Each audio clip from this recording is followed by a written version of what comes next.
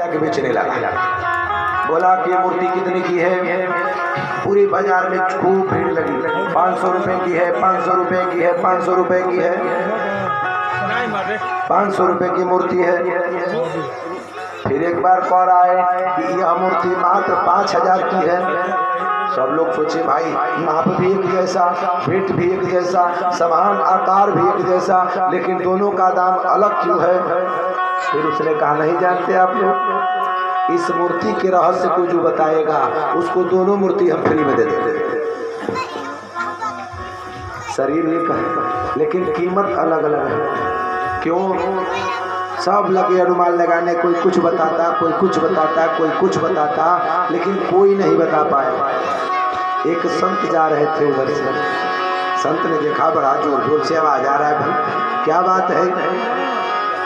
जाकर उन्होंने कहा कि भाई क्या बात है, कैसी भीड़ है? हाँ तो महात्मा यही भीड़ है, दो मूर्ति है और दोनों मूर्ति की कीमत अलग अलग है, दोनों समान भार की है, समान ऊंचाई है, दोनों भगवान कन्हैया की मूर्ति है, लेकिन दाम अलग अलग है। संत ने क्या किया, एक तिनका उठाया और उस तिनके को एक तिनका उठा करके और मूर्ति की इस वाले कान में डाल दिया। जैसे उन्होंने डाला तो इस कान से वो मूर्ति, भाई जो डाल रखे थे खर, वो खर बाहर हो गया। संत ने कहा यह मूर्ति 500 रुपए की है, यह मूर्ति 500 रुपए की है। दूसरी मूर्ति उठाए, फिर उसी तिनके को लिए और कान में डाले। जैसे ही कान में डाला मूर्ति के तो क्या हुआ, अंदर की तरफ चला गया, बाहर ही नहीं आया। संत ने कहा इसकी कीमत 5000 रुपए है। मूर्तिकार उनके चरणों में गिर पड़ा, प्रभु इसका रहस्य बता दीजिए। संत ने बड़ी सुंदर बात बताई, जो भगवान की कथा सुने और इस कान से सुन करके इस कान से निकाल दे, उसका जीवन निरर्थक हो जाता है, वह व्यर्थ है जीवन। लेकिन जो व्यक्ति भगवान की अमृतमयी कथा सुने और अपने हृदय में उतार ले, निसंदेह उसका जीवन सार्थक हो जाता है। बोली भक्तवत्सल भगवान की जय। इस प्रकार से महाराज त्रिशंकु के हरिश्चंद्र जी हुए। हरिश्चंद्र जी पूरा धन वैभव राज्यपाट, यहाँ तक कि सोते सोते अपने शरीर, अपने पत्नी का शरीर, अपने बेटे का शरीर तक दान कर दिया। सोते सोते स्वप्न विश्वामित्र, सुबह हुआ विश्वामित्र जी पहुंच गए। हे हरिश्चंद्र तुमने सर्वस्व अपना दान कर दिया। हरिश्चंद्र ने कहा महाराज बिल्कुल सत्य बात है। आजकल लोग दान कोई लगवा तो कोई देता है बाबा हमें की कोई ले। हे महात्मा जी हम कहले रहिए देवे के, लेकिन का करी, कोई लोग तो सफा कोई देता हम कहले ही न रहिए देवे। यज्ञ के निमित्त देखी सब रौरी सब की यहाँ सेमरहिया सेमरहिया सेमरही देखी सब रौरी गाँव में, गांव की बगल सेमरही में यज्ञ होके जाता। मई महीना में बहुत भव्य यज्ञ होके जाता। बहुत लोग जो उनके यहाँ पहुँचल बने आदरणीय जटाधारी बाबा, इन्हीं के सानिध्य में भगवान की कृपा से यह गांव समाज हिंदू बांधवई का यह धरोहर है। यज्ञ अनुष्ठान होला यह भगवत कृपा से हो पाता है। इसलिए इस यज्ञ में आप बिल्कुल मन खोल करके दान करें और इस यज्ञ में जावे, परिक्रमा लगावें। मई का महीना भी करीब नहीं है, क्योंकि भी महीना दिन से ऊपर है, 2 महीने के लगभग। आप लोग यथावत भाव से दान उपदान करें ताकि आपका एक एक पैसा यज्ञ में जावे, खर्च होवे और आपका उसका फल मिले। तो महाराज बताते हैं, कहे कि आपने अपना सर्वस्व दान कर दिया।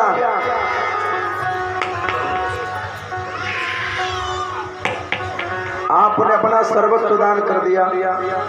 हरिश्चंद्र महाराज ने कहा बिल्कुल सत्य बात है, एक काम करिए कि अपना राज्य पाठ वैभव सब छोड़ दीजिए। महाराज हरिश्चंद्र ने कहा बिल्कुल छोड़ देंगे। जिस वस्त्र में थे यहाँ तक कि आभूषण गहना बिखो सर्वस्व उसी में निकाल के छोड़ देंगे। आप और हम हो तो तो जो वस्त्र की बात तो छोड़ दीजिए, जो गहना बिखो है वो तो लेके ही जाते हैं। लेकिन महाराज हरिश्चंद्र जी ने सब कुछ छुड़ा दिया और यहाँ तक कि बाजार में खड़े होकर के कहे कि देखो भाई, विश्वामित्र ने कहा कि हमको कुछ मोहरों की जरूरत है, 39 मोहर चाहिए आप तीनों के शरीर की कीमत, तब तो हम आप लोगों को छोड़ेंगे, नहीं तो आप लोग ही चलिए, आपको देना होगा, क्योंकि आप लोग सोते सोते अपने शरीर तक को भी दान कर दिए। जब इतनी बात कहते हैं महाराज हरिश्चंद्र को देखिए कितनी बड़ी त्याग। उन्होंने कहा कोई है जो मुझे खरीदेगा? अब उस राज्य के लोग अपने राजा को कैसे खरीद सकते हैं?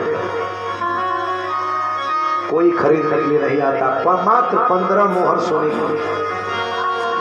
कहा कि हम लोग प्रजा है, हम लोग आपको नहीं खरीद सकते, खरीद भी लें तो राजपाट है नहीं, आप रहेंगे कहाँ? सब कुछ दान कर दिए हैं। कल्लूडो माता है, कहता है हम खरीदेंगे, हम 15 मोहर देंगे। मोहर देता 15 और महाराज को ले जाकर के कहाँ लेके जाता? शमशान भूमि में 72 लेके जाता और कहता है क्या राजसी वस्त्र को उतारिए और यह वस्त्र पहनिए। सोचिए आप, महाराज को किसी तरह 1 वक्त 2 वक्त का भोजन मिल सका। महाराज ने उस 72 से कहा, डोम से कहा आज अब मैं भोजन क्या करूंगा? 72 ने कहा जो लोग पिंडदान के लिए लेके आते हैं, पिंडा बना के खोए का, जौ के आटे का, वही आपका भोजन होगा। महाराज की आंखों में आंसू आ गया। कहे कि समय हो तो बलवान रे भैया, समय हो तो बलवान। वह समय कितना अच्छा था जिस समय मैं राजा, हमारा घर परिवार कितना सुखी। आज का समय कैसा है कि मुझे डोम की तरह राजा होते हुए डोम का परिवेश पहन करके और यहाँ लाठी लेकर के पहरेदारी करनी पड़ेगी। डोम ने कहा जो भी लाश लेके आएगा सबसे कर वसूल करना है। अब इनको चिंता सताने लगी कि हमारी पत्नी कहाँ हो, हमारा बेटा कहाँ हो। पत्नी लगी अपने आप को कहने कि कोई है जो हमें भी खरीद ले। विश्वामित्र एक ब्राह्मण का भेष बनाते हैं और वही दरबार जहाँ पर अपने आप को बेच रही है तारा, वहीं पहुँचते हैं। हाँ, जब कोई नहीं खरीदता तो ब्राह्मण ही ब्राह्मण भेष में, विश्वामित्र ही ब्राह्मण भेष में जाकर के कहते हैं हम खरीदेंगे। उस तारामती को लेके अपने घर पहुँचते हैं। लेकिन जैसे ही तारा को लेके जाने लगे, छोटा सा बालक रोहित माँ के चरणों को पकड़ लिया। माँ मुझे छोड़ मत जा, तेरा लाल तेरे बगैर कैसे जिएगा। एक तो पिता का साया पहले ही हट गया, पिता को पता नहीं कौन कहाँ लेके गया, और तू भी यदि चली जाएगी तो मैं किसके सहारे रहूँगा। माँ मुझे छोड़ के मत जा।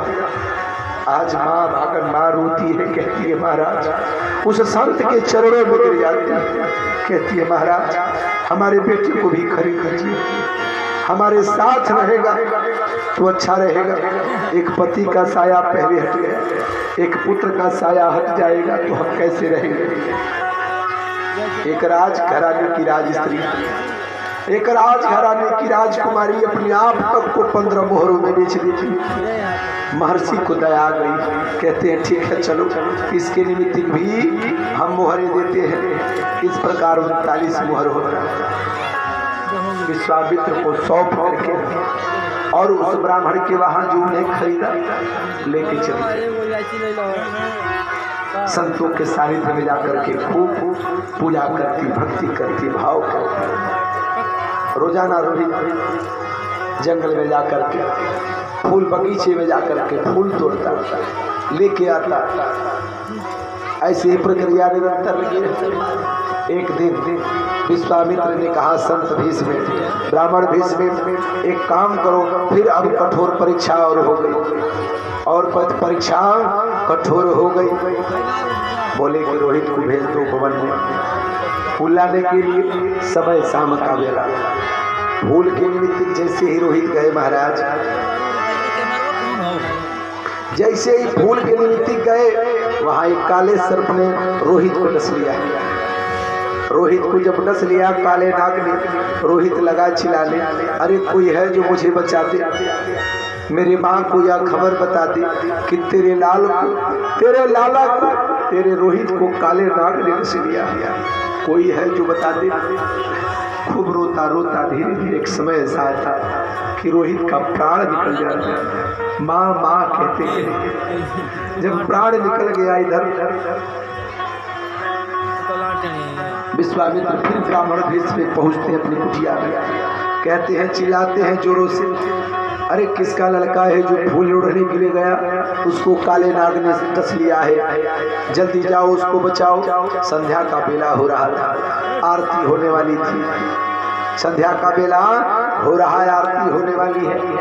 संतों ने कहा इस वक्त नहीं जा सकती हो, आरती हो जाए फिर जाना। संतों के चरणों में तारामती गिर करके कहती है, क्षमा करना, मेरा बेटा, मेरा लाला, मेरे लाला को काले नाग ने डस लिया, महात्मा मुझे छोड़ दीजिए, अपने बेटे के पास जाने दीजिए।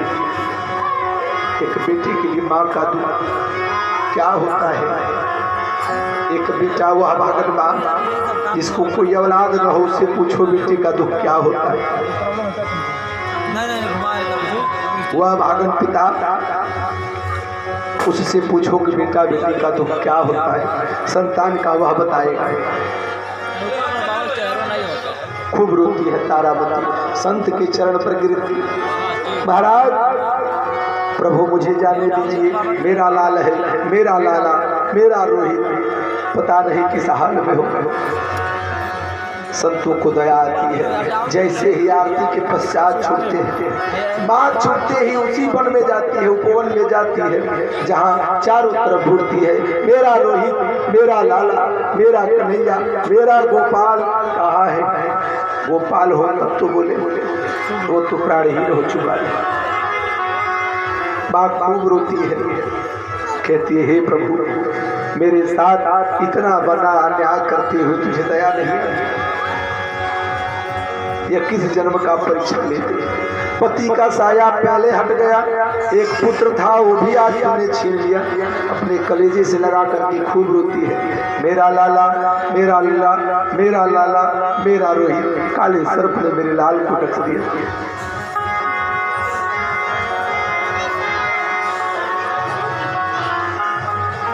खूब रोती है माँ,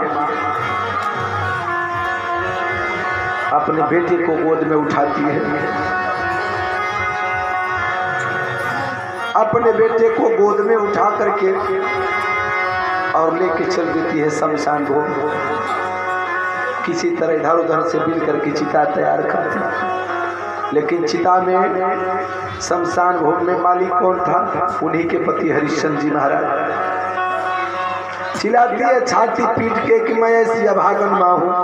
पति का साया पहले उठ गया, एक पुत्र था वो भी आज मृत्यु को प्राप्त हुआ, पता नहीं महाराज किस हाल में होंगे। हाय महाराज, आज आप होते तो हमारे पुत्र की यह दशा नहीं होती। माँ खूब रोती है। जब महाराज महाराज कहती है तब हरिश्चंद्र ने कहा, किस महाराज की बात करती हो, क्योंकि हरिश्चंद्र का शरीर, पूरा शरीर कीचड़ से भरा हुआ, बाल एकदम जटाओं में परिणित हो गया, मालूम ही नहीं होता कि महाराज है। आज तारामती खूब रोती है। महाराज हरिश्चंद्र का जैसे ही नाम लेती हैं, हरिश्चंद्र के हाथों से लाठी छूट जाती है। कहते हैं तारा, जैसे ही तारा कहते हैं महाराज, तारा शब्द केवल उच्चारण करने से तत्क्षण वहीं गिर जाते हैं। कहते हैं मेरे बेटे को सर्प डस लिया। हाय विधिना, विधिना तुझे दया नहीं आई, हे विधाता तुझे दया तनिक भी नहीं आई, तूने हमारे पुत्र का ही वध कर दिया, हमारे पुत्र को ही मार दिया, अब किसके सहारे हम जिएंगे। आज माँ बिल्कुल उदास है। माँ की ममता कौन जाने कैसे होती है। माँ रोती है, पिताजी रोते हैं, अब सोचते हैं लोग इसका क्रियाकर्म कर दिया जाए।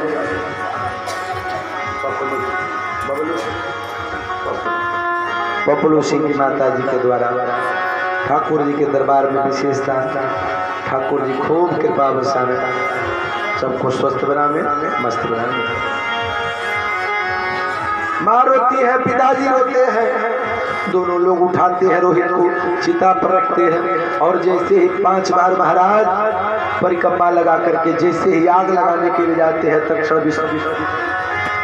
विश्वामित्र जी ने रोक दिया। रुको रुको शब्द सुनते ही वह रुक जाते हैं। होता क्या है, सभी देव प्रकट हो गए। सबने कहा विश्वामित्र हम तुम्हारी परीक्षा ले रहे हैं।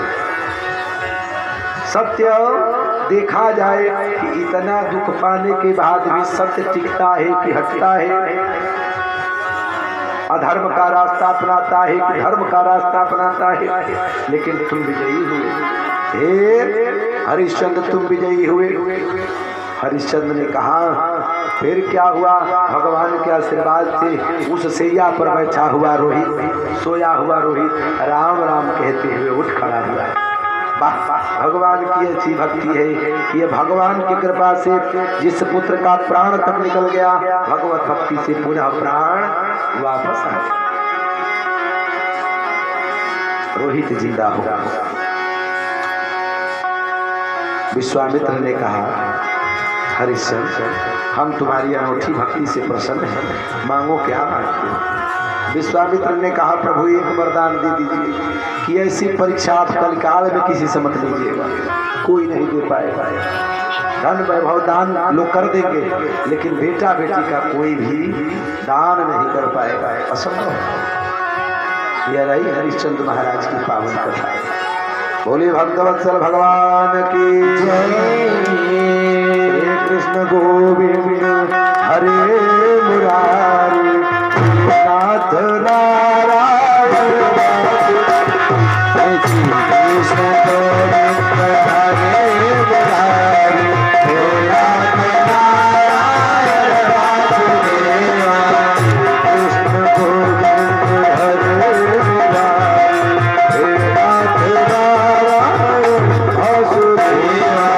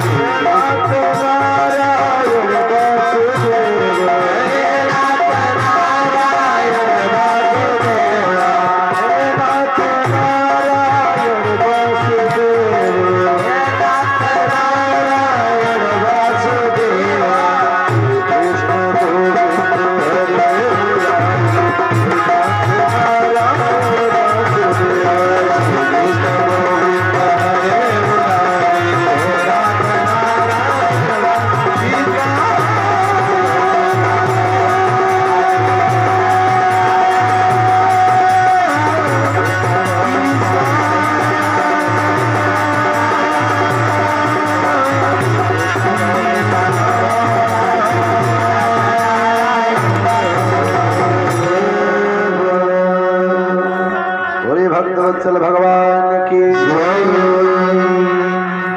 प्यारी बिटिया के द्वारा ठाकुर जी को विशेष दान, उनके मन की बात पूरी करे। महाराज सूर्य वंश में बड़े प्रतापी राजा हुए।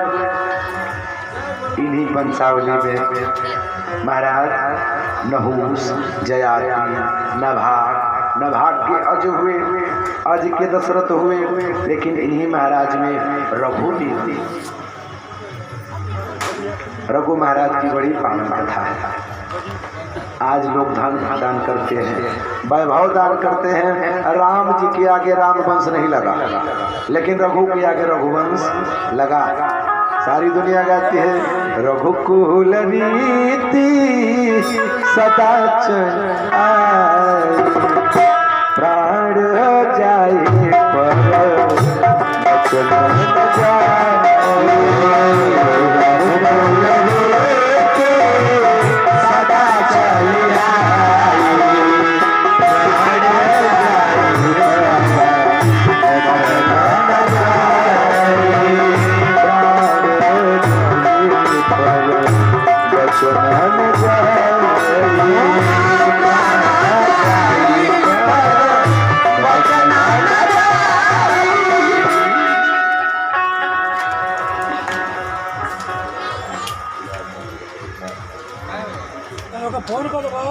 बोलिए भक्तवत्सल भगवान की जय। बताते हैं रघु महाराज एक विवाह नहीं, दो विवाह नहीं, रघु महाराज की 14 रानियां थी। रघु महाराज अपने धर्म पत्नियों से बार बार कहते हैं दान करना बड़ी अच्छी बात है, लेकिन अपंग ब्राह्मण को, काले करू ब्राह्मण को सोच समझ के दान करना चाहिए। एक बार की बात है, रघु महाराज के धर्मपत्नी दान कर रहे थे, दान हो रहा था। दान करते करते शाम हो गया, सब कुछ दान कर देती है, जितना लेके आई थी सब दान कर चुकी है। हुआ यूं, एक ब्राह्मण जिनके वहां भोजन नहीं बना था, धन था नहीं कि भोजन बने, अन्न था नहीं कि भोजन बने। ब्राह्मणी कहती है अरे जाइए, रघु महाराज की पत्नी वो भी अगर कुछ दे देंगी तो 2-4 दिन का भोजन हो जाएगा। हम लोग ब्राह्मण हैं, भीख मांगना ही काम है, जाइए कुछ ले आइए। कहे नहीं नहीं, मुझे कोई दान नहीं करेगा, मैं कुरूप हूँ। ब्राह्मणी बहुत कहती है कि जाइए जाइए जाइए। तब महाराज वो ब्राह्मण देवता घर से निकल करके बाहर आए, रानी की खूब प्रशंसा की। रानी गदगद हो गई, जब प्रशंसा किए तो गदगद हो गई, और जब गदगद हो गए तो हुआ यूं, गदगद हो गए, हुआ यूं कि कहती है कि मांगो ब्राह्मण देवता। अब इस समय तो कुछ नहीं बचा, लेकिन क्या चाहते हो? तो महाराज महारानी आपके पास देने के लिए बहुत कुछ दान कर सकती है। रानी ने कहा तो सब कुछ हमने दे दिया है, अब क्या दान करना है? तब ब्राह्मण ने कहा कि आप दान कर सकते हैं। बोली क्या?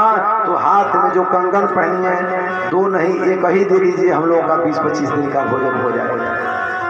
महारानी ने नयाव देखा, नत्ताव देखा, हाथ में जल लिया, संकल्प करके दे दिया। लेकिन दिया क्या? शास्त्र में लिखा है यहाँ से जब इधर हम कुछ रख के दान करते हैं, इसको हाथ कहते हैं। यहाँ से कलाई से इधर जो कुछ भी दान करते हैं तो हाथ में रखी हुई सामान ही दान होती है, लेकिन कलाई के इधर वह कंगन था, इस नाते उन्होंने अपना शरीर ही ब्राह्मण को दान कर दिया। जब दान हो गया तो कहते हैं, बाबा कहते हैं ऐसा है राजकुमारी महारानी, अब आप ही अपने शरीर को दान कर दी है, इसलिए अब आप हमारे घर चलिए। अब तो राजकुमारी को लगा झटका, महारानी को बाप रे बाप ये कौन सा दान है? हम तो कंगन दान करने की बात कही है, ये हमको ही दान मिलने की बात कह रहे हैं। तुरंत वहां से सारथी को कहती है रथ लेके चलो। महाराज की सभा में गई, ब्राह्मण देवता पीछे पीछे गए, तब तक ये अंदर प्रविष्ट कर चुकी। अंदर गई, राज दरबार में पेश हुए। बाबा जी, बाबा कहे कि देखिए महाराज ऐसी ऐसी बात है, दान की यह प्रक्रिया है, हाथ में रख करके कोई वस्तु दान की जाए तो जो रखी हुई वस्तु है वही दान होता, लेकिन जब शरीर से इधर कलाई से इधर कोई भी वस्तु हो तो पूरा शरीर उस वस्तु के साथ दान हो जाता है। रघु महाराज ने कहा एक बात है, आप पहचान लेंगे जो दान दी हैं हमारी 1-2 नहीं 14 रानियां हैं, पहचान लेंगे। बोले बिल्कुल पहचान लेंगे। जब 14 रानियों को एक लाइन में खड़ा किया गया तो सब एक की एक सुंदरी। सीताराम बाबा जी देखना तो आई दादा तो गड़बड़ हो गई। एमे के दान पहले तो समझे नहीं के आवे। अब का करी? उन्होंने कहा महाराज ये तो बड़ी अचंभित बात है, पहचानने में थोड़ी हमारी नजर कम जोड़ पड़ रही है। मालूम पड़ रहा है कि सब के सब ही दान की हैं। जब रघु महाराज को यह शब्द सुनाई दिया कि सब, मालूम पड़ रहा है कि सब के सब ही दान की हैं 14 रानियां। रघु महाराज ने कहा लीजिए जल, हम संकल्प करके आपको 14 रानियों को देते हैं। लोग रुपया दान करी, कपड़ा दान करी, गहना भी खो देती, अपने मलिकान के क्यों दान करी। बड़ा जी लगुआ भगुआ हुई रहो कोई हो दान को दे, लेकिन जब दान करे के बारी आई कही नमस्ते सब धन हुई, लेकिन ही ना दान हुई तब बिहने से के रोटी बनाई। शास्त्रोक्त विधान है। देखिए रघु महाराज इतने बड़े त्यागी हैं। उस महात्मा ने कहा नहीं नहीं, हमें धर्म पत्नियों का दान नहीं चाहिए, बस ये प्रमाणिक सत्य चाहिए था, इसलिए कुछ धन की आवश्यकता है, धन दे दीजिए, यह आपकी पत्नी आपको समर्पित, हमें वैभव चाहिए, धन चाहिए। ब्राह्मण धन लेकर के याचक रूप में घर चले जाते हैं। उस रघु के नाम पर रघुवंश नाम पड़ा। रघुकुल रीति सदा चल आए, प्राण हो जाए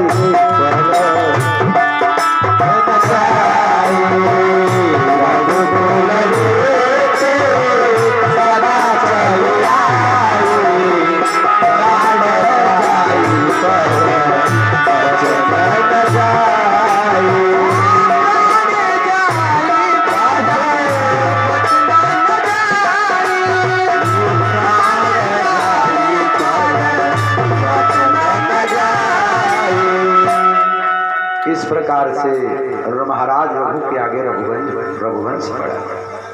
इन्हीं के वंशावली में बड़ी प्रतापी राजा है। बताते हैं महाराज रघुवंश के नाम से प्रसिद्ध हुआ। इन्हीं के आगे आज हुए अज के दशरथ हुए। दशरथ जी के वहाँ 4 पुत्र पैदा हुए, राम लक्ष्मण भरत शत्रुघ्न। कैसे हुए? दशरथ जी बेचारे एकदम उदास। इतने दिन विवाह का हुआ, 1 हुआ, 2 हुआ, 3 विवाह हो गया, कोई संतान नहीं। बेचारे एकदम उदास, करे तो क्या करें। फिर एक दिन मन बनाते हैं। इसलिए शास्त्र में लिखा है, सुखदेव जी महाराज परीक्षित से कहते हैं कि देखो परीक्षित, खड्वांग दीर्घबाहुश्च रघुवंशमात प्रथोस्रवा अजयस्ततो महाराज अस्मात् स्वरथो दशरथो भवत्। कहते महाराज खड्वांग के दीर्घबाहु हुए, दीर्घबाहु के रघु हुए, रघु के अज हुए, अज के महाराज दशरथ हुए, दशरथ के 4 पुत्र हुए। राम कथा बहुत संक्षिप्त में है भागवत में, लेकिन यहीं पर थोड़ा थोड़ा प्रकाश डालते हुए हम भगवान का विवाह, उसके बाद भगवान कन्हैया का जन्म की कथा आपको श्रवण कराएंगे।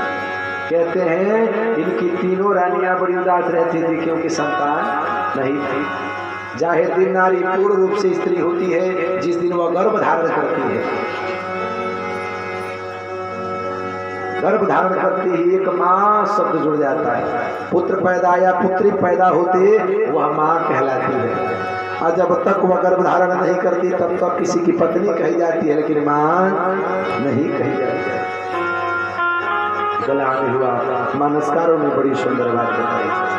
एक बार भूपति मन माही वायो कलानी मोरे सुतनाई।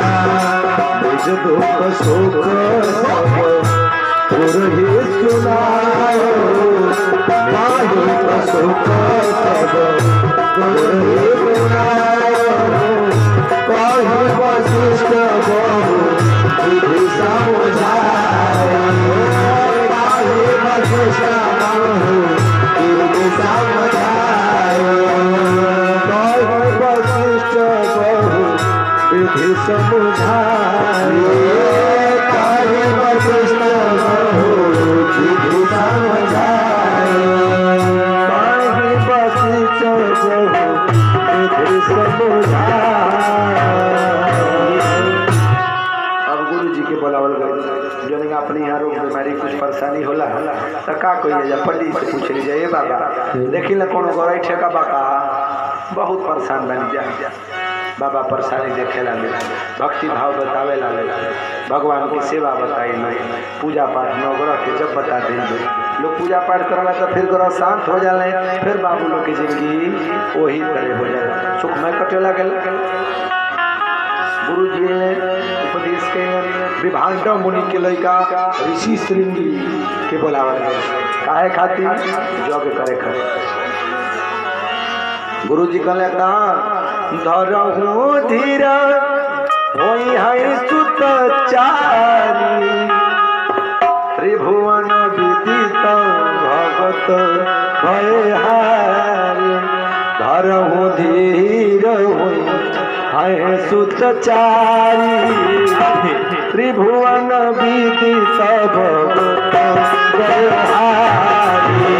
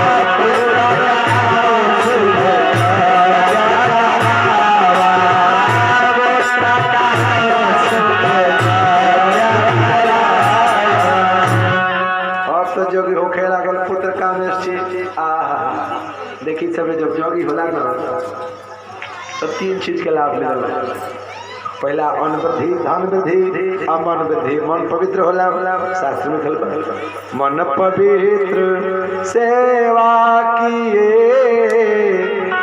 धन पवित्र करिदान मन पवित्र हरि भजन सो भूत त्रिविध कल्याण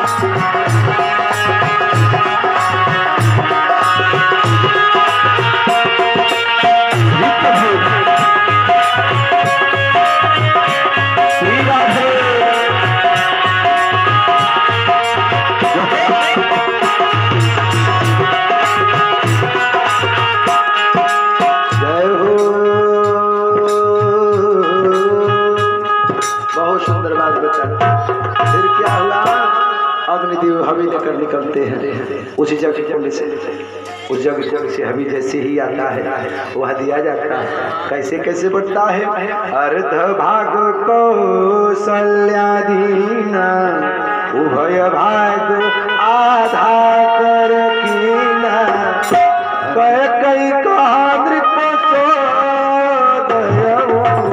रहे हो उभय भाग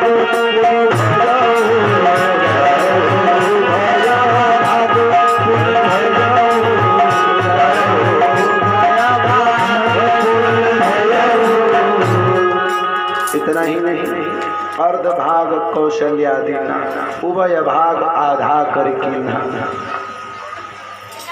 आधा दिया गई कौशल्या के उभय के आधा कोई गई दोनों रानी ने बटाई वो उठा के कई कई के दिली। ये तरह से महाराज दशरथ जी के 4 लड़का भैया कौन चैत के महीना आयल तो नवमी तिथि मधुमास पुनीता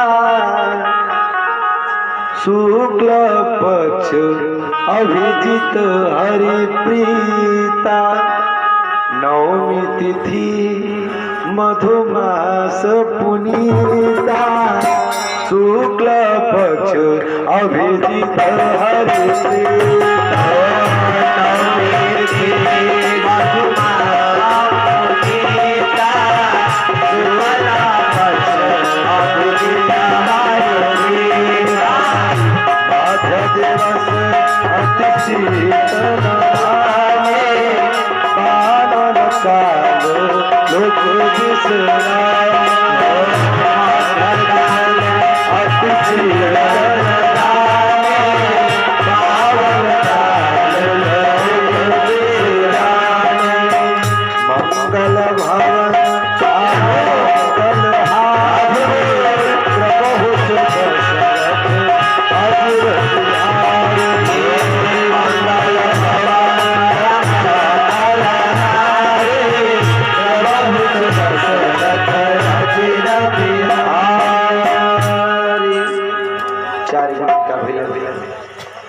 राम लक्ष्मण भरत शत्रुघ्न देखी हर लोग कहला राम लक्ष्मण भरत शत्रुघ्न राम जी जब भइले तो ओकरी बाद भरत जी भइले लेकिन वो दौड़ दौड़ कहला राम लक्ष्मण भरत शत्रुघ्न राम लक्ष्मण भरत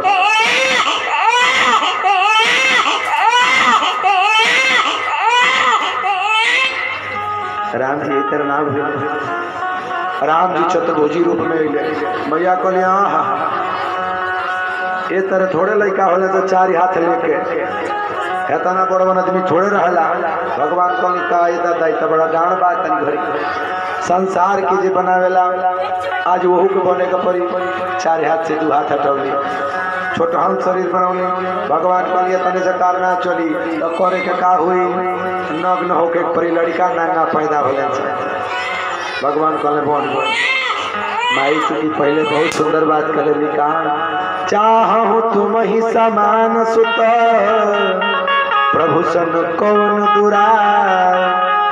कौशल्या जी सबसे पहले भगवान के तपस्या जब कैली तो कहली बाबा हम धराधाम पर तबे जाए रौरा हमारे जब बालक बन के आए वे बालक बन के भगवान आए बने इतने नहीं जब पैदा भल बने माई कहली हंसत हो लैका ना होले रोवेल सुनी बचन सुजाना रोदन ठाना होए बालक सुरभूपा यह चरित जगावै हरिपद पावै तेन पर ही भवकूपा।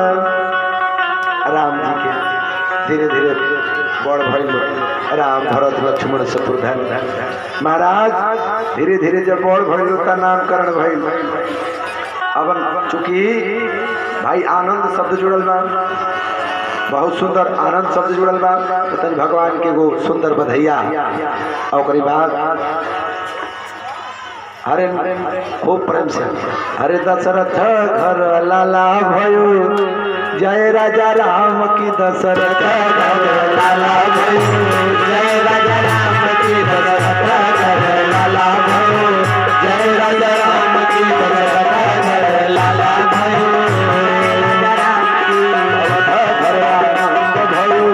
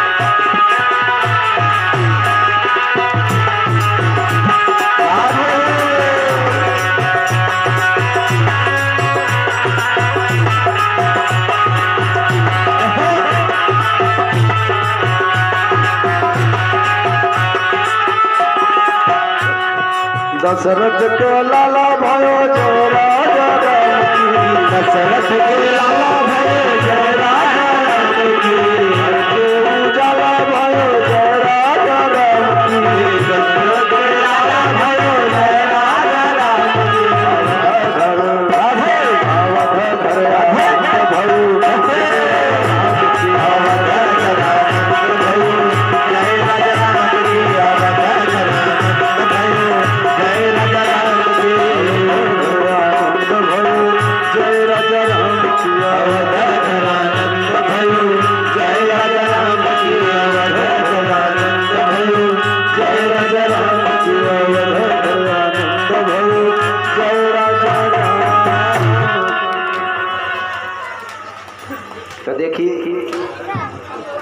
लोग के घरे लड़का होला तो लोग कहला फलाने घरे लड़का भल बन, लेकिन वो जावत में अयोध्या में आनंद भर रहे भगवान, आनंद की प्रतिमूर्ति। तो बोलिए प्रेम से बोलिए रामचंद्र की जय, भरत लाल की जय, लखन लाल की जय, जी महाराज की जय। अब ये लोग के नामकरण गुरु जी ने नाम रख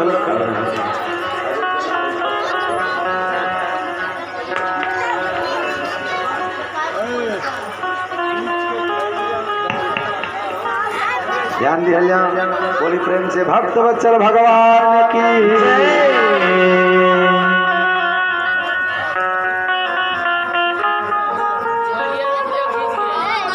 कहते हैं महाराज जब नामकरण की बारी आई तो पंडित जी आवे लो नाम धर लो बेटा बेटी के, देखिए सोपरी से बैतालपुर सोपरी भगवान की कथा में छोटी बेटी नीलम, माननीय बाबू विकास की प्रखर व्यवस्था में लगे रहे। ठाकुर जी खूब कृपा बरसाएं, मन की अभिलाषा पूरी करें। इनके द्वारा बहुविधि दान विशेष दान ठाकुर जी कृपा करें और मंगल करें। इनकी मन की मुराद अवश्य पूरी हो, ये दोनों स्वस्थ रहे मस्त रहे, यही ठाकुर जी से कामना है। देखिए हाटाक से चल करके भैंसहा गांव की निवासी हमारी प्यारी बहना, यहाँ की बहना वहाँ की, अब वहाँ की व्यवस्था तो नहीं कहेंगे लेकिन ठीक है, यहाँ है मर्यादित पाठ है। भगवान खूब कृपा बरसावे, लड्डू गोपाल की खूब कृपा हो और इनकी मन की आकांक्षा पूरी हो। अब सोचो आप जिसके वहाँ भगवान की कृपा पर से इतनी सारी बहनों का स्नेह मिले, आशीर्वाद मिले, भला वो ना आगे बढ़े तो कौन बढ़े। ठाकुर जी उद्धव माधव दोनों को स्वस्थ रखें। ये दिल्ली से चल कर आई है, बिटिया रानी का भी आगमन है। भगवान ऐसे सुखद कामना के लिए सुखद स्थिति घर में बनाने और ठाकुर जी कृपा बरसावें। ये भी कतरारी से चल करके प्यारी बहना, इनके उद्धव माधव साथ में, ठाकुर जी खूब स्वस्थ रखें, मन की अभिलाषा ऐसी ही पूरी होती रहे, खूब गोविंद कृपा बरसावें। अब नामकरण की बारी आई, गुरु जी नामकरण करा रहे हैं। क्या राम जी का क्या नाम होगा? गुरु जी ने कहा रे बाप तो संसार के देवता है, इनके नाम तो अनेक है, इनके नाम अनेक अनु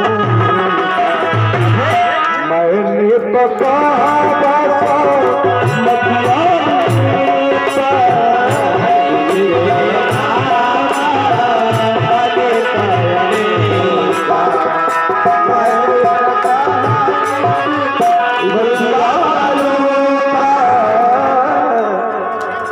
हमारे राजस्व विभाग में अमीन मामा जी के तरफ से ठाकुर जी के दरबार में भाई राजस्व विभाग का रुपया भगवान के सानिध्य में आवे, इनका तनख्वाह बढ़ जावे और घर में जो लड्डू गोपाल की जरूरत है ठाकुर जी दे, कि फिर भगवान की कथा हो और भगवान की पूजा हो।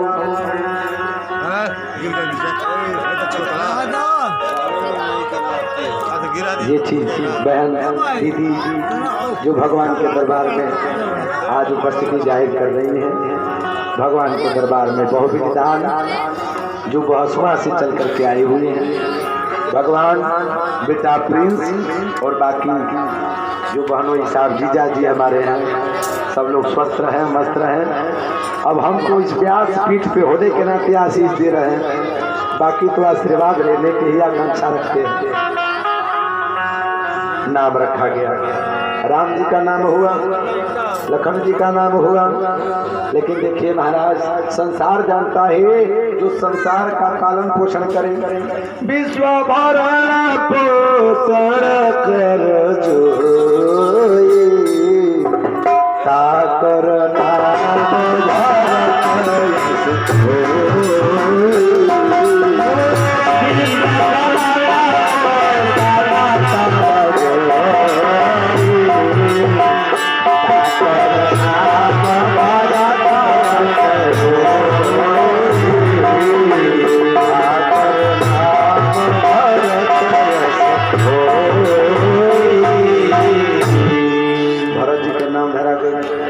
हमारी प्यारी बहना जो कुबेर स्थान से चल करके आई है,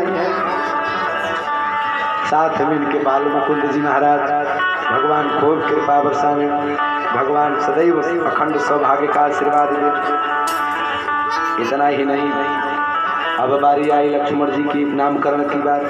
कैसे लक्ष्मण का शास्त्र में लिखा है, लक्ष्मण धाम राम प्रिय सकल जगत आधार, तेहि गुरु राम तेहि गुरु वशिष्ठ तेहि राखा, लक्ष्मण नाम उदार।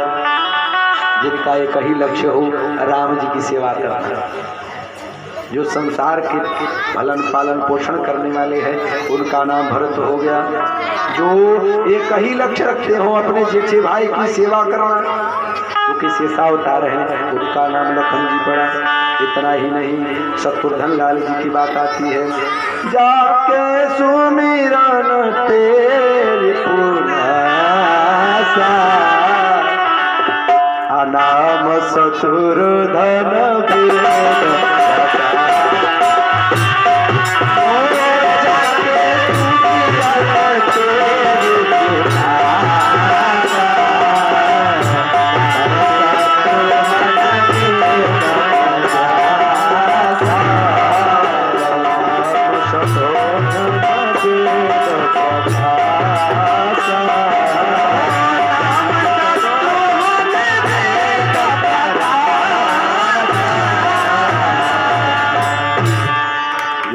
शत्रुओं का समन करे, उनका नाम रिपु, शत्रुओं का समन करे, उनका नाम शत्रुघ्न लाल जी हो गया।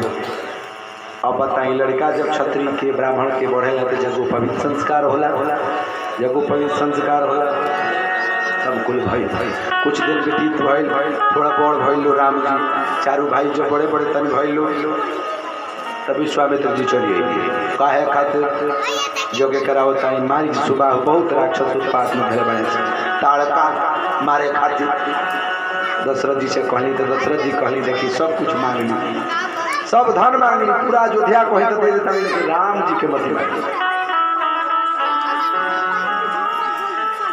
कहली सब कुछ मांग, अवध को तुम मांगो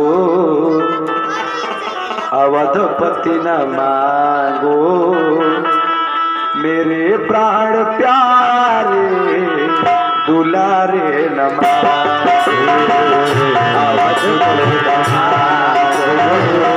अवधपति न मांगो, मेरे प्यारे प्यारे दुलारे न मांगो, अवध को तुम मांगो अवधपति न मांगो, मेरे प्राण प्यारे दुलारे न मांगो, अवधपति न मांगो अवधपति न मांगो,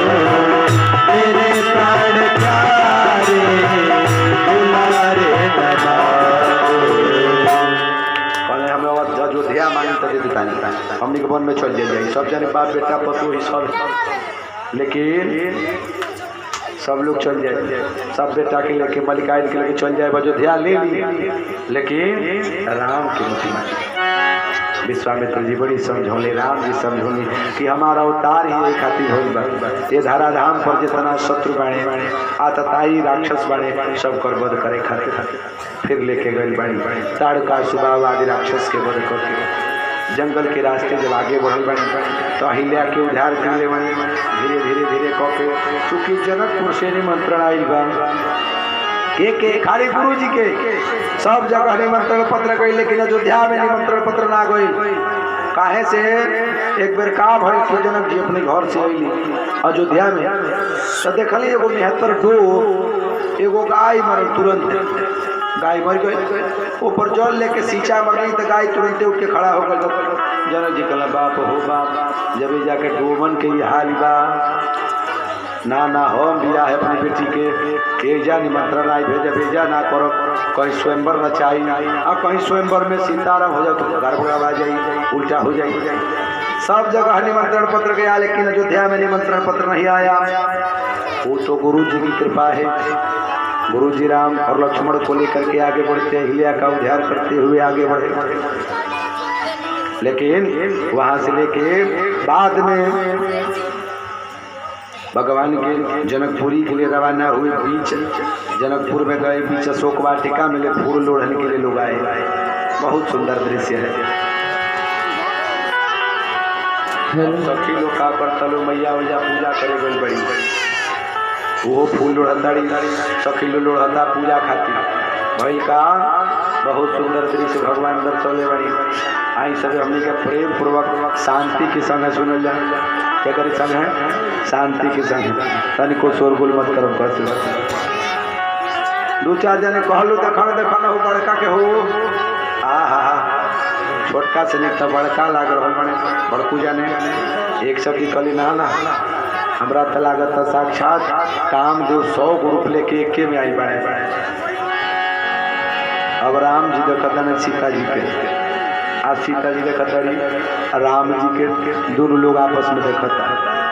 एक जनी सखी खाली सीते जी के देखब तनी हमारी ओर देख लेती कोने ना, अरे तनी गेरी रघुनाथ, तनी गेरी रघुनाथ हमारी गोरिया, तनी गेरी रघुनाथ हमारी गोरिया, तनी गेरी रघुनाथ हमारी गोरिया, तनी गेरी रघुनाथ हमारी गोरिया, तनी गेरी रघुनाथ। सुंदर श्यामला गौर मनोहर, सुंदर श्यामला गौर मनोहर, सुंदर श्यामला गौर मनोहर, सुंदर श्यामला गौर मनोहर। अखिया में बसली, अखिया में बसली मधुर जोड़िया, हमारी ओरिया, तनी हेरी रघुनाथ हमारी ओरिया, तनी हेरी रघुनाथ। जय हो राधे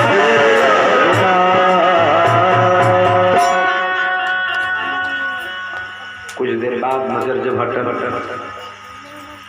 अब कोई लोग स्वयंवर होखे लगे, सब लोग उठावा था, केहू उठा पावत नहीं, धनुष के उसे हिलते नहीं। चूंकि जनक जी है शब्द रख लेना जी हम वही से सीता जी के नाता जोड़ी के धनुष तोड़ी। चूंकि का है कि बहुत समय पहले जानकी जब छोट रही तो धनुष एक के जगह रखल है, पूजा लोग कल बड़ा धूल बाकी इकट्ठा हो गया। तो जानकी जी का कोई धनुषिया उठा के अब कहीं और धो देली, जो साफ हो करके फिर देख धैली, बस जनक जी देख ले बाप हो बाप, जो धनुष केहू न उठा पावे बेटी उठा ले। इस शर्त हमारे मन में भाव ये रहे कि वही लड़का से ब्याह कर भी जी धनुष तू। जय हो बेटिया वाह। श्रेया सृष्टि बिटिया धन्य हो। तो एक दुवत बिनाय भूप सहस एक ही बारा लगे उठावन तरही न तर। एक दू जन नहीं पहले अजना ली सहस 10 जने लगल उठावे तब नहीं छे। जब हार गए सब जने हार गए तब जनक जी कहनी बुझाता कि धरती वीरन से खाली बा। अब तो लक्ष्मण जी का बर्दाश्त हुई उठ के हाँ अरे हमारे गुरु जी का आदेश मिल जाए एक धनुष क्या 100 धनुष हम तोड़ दें।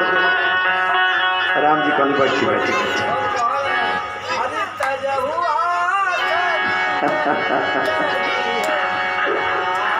बहुत प्रसंग लंबा है। फिर क्या कहे भगवान की निराली छवि देख करके कहे भाई क्या भगवान बैठा दी। तब जा करके गुरु जी ने राम को आदेश किया कहा कि ये धरती वीरों से खाली नहीं है। राम को जैसे ही आदेश किया राम जी गए और जितने देर में पलक झपकता है उतने देर में प्रत्यंता चढ़ा करके और सबका ध्यान अपनी ओर आकृष्ट करते हुए उस धनुष को 2 खंड में तोड़ दिए। धनुष जब टूट जाता है महाराज ने मारे खुशी की लहर छूम उठती है। वहाँ सब लोग माला फूलों की बारिश करने लगे। माँ जानकी माला पहनाने के लिए चलती है लेकिन होता क्या है अब राम जी बड़े बड़ सीता जी बड़ी छोट माला परी कैसे राम जी झुकत नहीं खे आ सीता जी माला पहिरा चाहता सखी लोग कहलो ए बाबू अरे तनी अपने भैया से कही ना तन झुक जाए कहले ना हम काहे कह जाए हमरा का फायदा बा उसे। कुछ लोग कल अरे रौरू भी आई जे हो जाई पर सब प्रयास कर दी।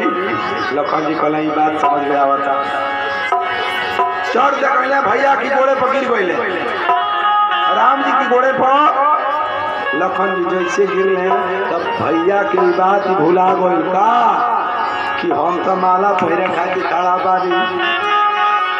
जैसे उठावे खातिर झुकले बस सीता जी गरीब में माला डाल दिए। अब तो चारों लोग ताली बजावे लागल। जय राम जी कहले ई का कहले लक्ष्मण जी कहले का करी सारा दुनिया बंधन में बच के करला हम ऊपर देले एक तरह जानकी के विवाह संपादित है। लेकिन देखी जब है मर्यादा के वो पाठ में बात बताओ रह गए। अयोध्या जी पत्रिका भेजल गई